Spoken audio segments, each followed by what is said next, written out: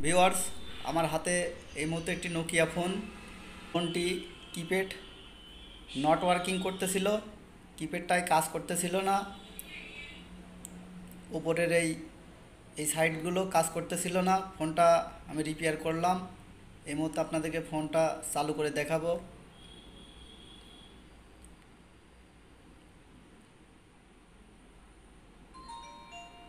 ফোনটা এই মুহূর্তে অন হলো।